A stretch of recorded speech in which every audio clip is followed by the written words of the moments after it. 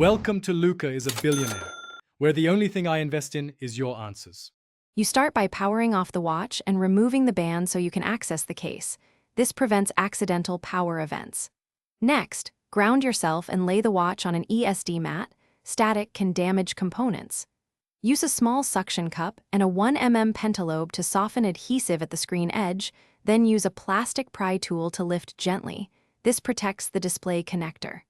Once the bezel lifts slightly, make sure to stop and identify the screen connector before any forcible removal. Once the bezel is open, identify the small shield screws covering the display connector and carefully remove them. These tiny screws look similar, so keep them organized. Disconnect the display cable first, because it prevents powering signals going through while you work. Then disconnect the battery to fully eliminate short risk.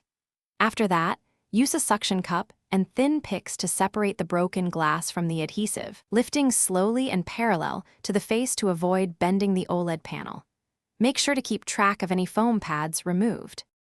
With adhesive cleaned, place new adhesive strips and align the replacement glass carefully. Alignment is critical because misalignment can stress the digitizer. Reconnect the battery last, then reconnect the display cable. This order reduces accidental shorts. Press the screen into place evenly and secure the shields and screws.